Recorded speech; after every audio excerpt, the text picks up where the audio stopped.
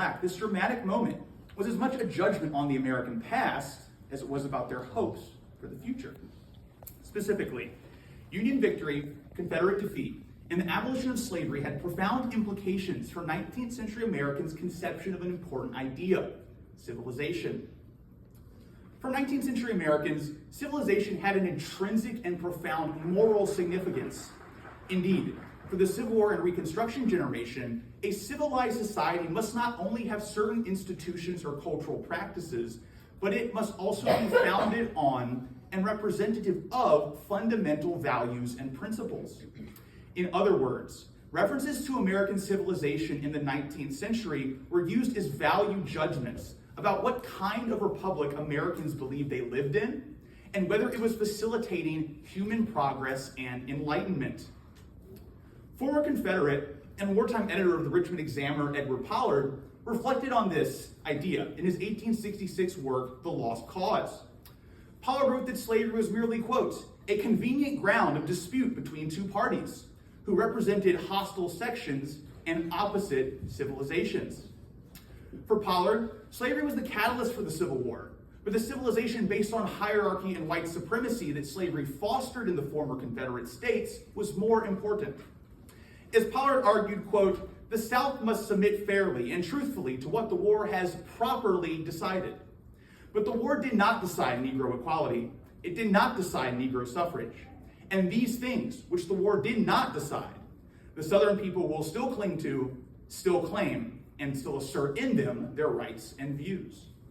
By invoking the term civilization, Pollard connected the duty of ex-Confederates in defeat to the preservation of a vision of American civilization founded on white supremacy that began at the nation's founding and must not be surrendered. Indeed, arguments about civilization were inextricably linked to competing interpretations of the nation's founding, and former rebels like Pollard were not the only ones making them. Building on a decades-old tradition of activism, African Americans, both formerly enslaved and free, gathered in state-colored conventions across the country and demanded that the natural rights principles, or self-evident truths, of liberty and equality in the nation's founding documents, which they believed had always applied to them, must finally be realized.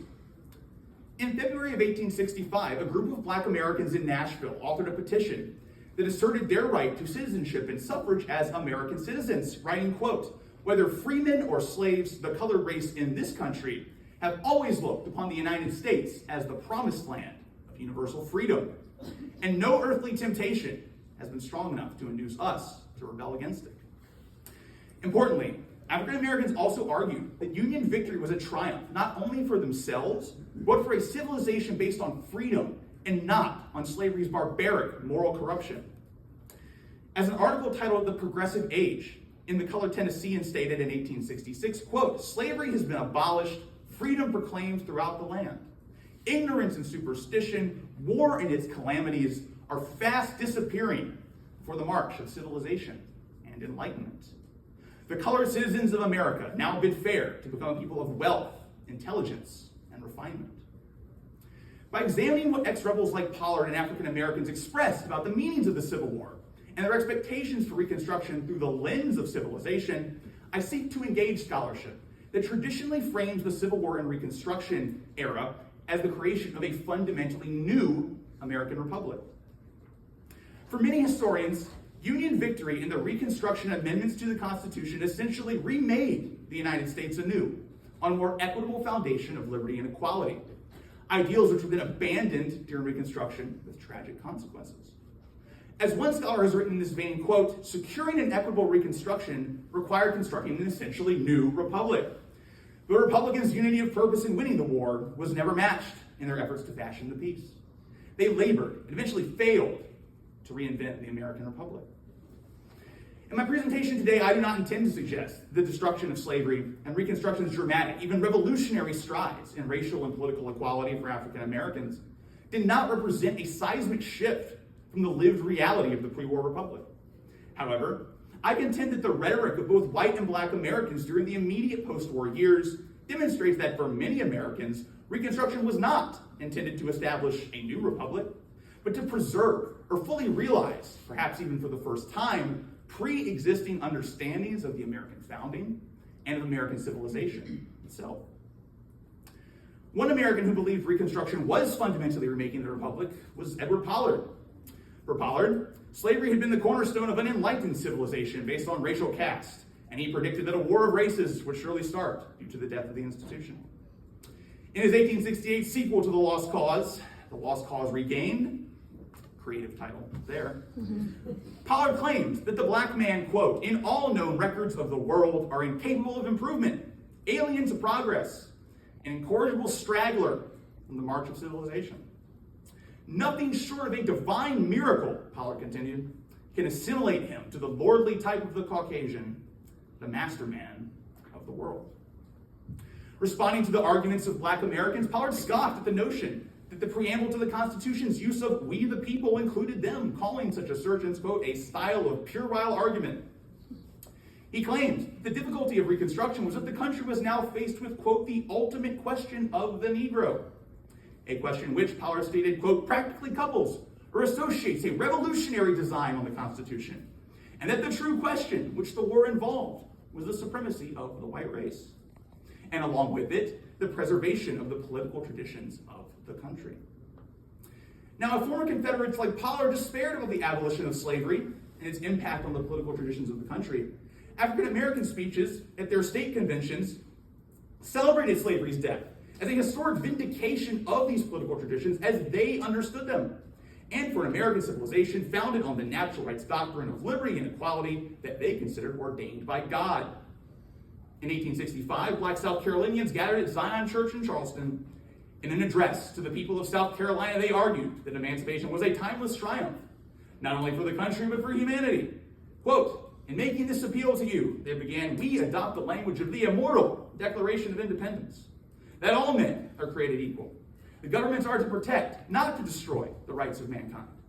That the Constitution of the United States was formed to establish justice, to promote the general welfare, and secure the blessings of liberty to all the people of this country.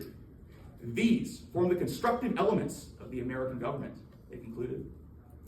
Similarly, in their petition from earlier that year, Nashville's black petitioners described emancipation as the culmination of, quote, God's plan for human history, and emphasized their devotion to, quote, the principles of justice, of love to all men, and of equal rights on which our government is based and which make it the hope of the world.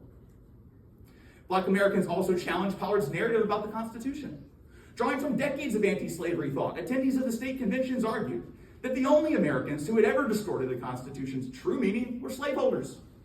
They argued that black Americans deserved citizenship and suffrage because of their original inclusion in the American founding.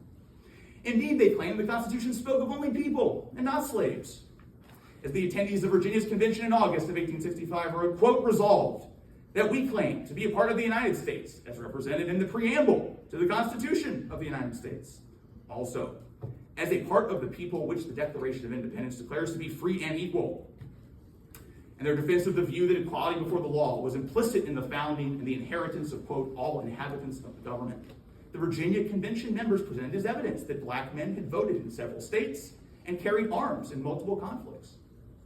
Quote, all opinions to the contrary, they concluded, show an unacquaintance with the history of the country and of the Constitution of a number of the states. All that was needed now, they contended, was for every right and privilege enjoyed by white Americans to be applied to them too, and explicitly amended into the Constitution itself.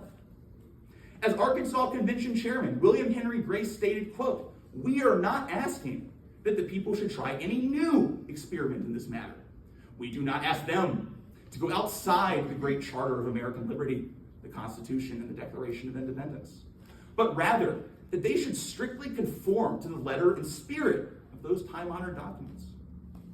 For the Civil War and Reconstruction generation, these interpretations of the American founding were historical differences that precipitated the Civil War and represented irreconcilable conceptions of American civilization. As Pollard argued, white Southerners' violent resistance to Reconstruction was not a continuation of the Confederate War by other means. That cause was lost. However, the white supremacist ethos that underpinned the Confederacy and slavery was under serious threat during Reconstruction. Therefore, preserving white supremacy in the former Confederate states might serve as former rebels' lost cause regained. As Pollard wrote, when the South, quote, asserts the ultimate supremacy of the white man, she has not lost her cause, but merely developed its higher significance. White Southerners ultimately accomplished this higher significance of preserving white supremacy through violent atrocities committed against Black Americans. Reflecting on the consequences of these years in 1879, John Mercer Langston, the renowned Black abolitionist and future congressman from Virginia, delivered a speech that encouraged African Americans to relocate from the South to other, more civilized parts of the Union. In this address, Langston argued that the sordid state of affairs in the South was not necessarily proof that the nation had failed Black Americans, as it was that perhaps African Americans and their allies had been too optimistic. Maybe the task of civilizing white Southerners to a higher moral standard was simply beyond the limits of the possible for the Reconstruction generation. Quote, it is well to recollect that in the South we find a barren, effete civilization, a civilization the natural product of slavery and slaveholding institutions, he stated. Turning to former slave owners, Langston argued that, quote, it is necessary to understand and appreciate that on the part of the ex-master class, there still exists the feeling of superiority. Having been his master once, their conduct would indicate that they believe that their mastership is to continue forever. Nevertheless, Langston argued that the answer to the suffering of Black Americans was indelibly one of civilization. For Langston, the migration of Black Americans out of the South enabled them to access a, quote, new order of life and exercise their rights as American citizens. Additionally, Langston placed his hopes for the future on the civilizing potential of the American Union. By relocating, he stated, quote, the colored American leaves a section of the country where slavery has created a barbarous and oppressive public sentiment, which it is impossible, certainly impractical, to reach and eradicate by any legislative enactment had by the general government. Regrettably, Langston realized that the triumph of an American civilization based on the self-evident truths of liberty and equality remained a work of time.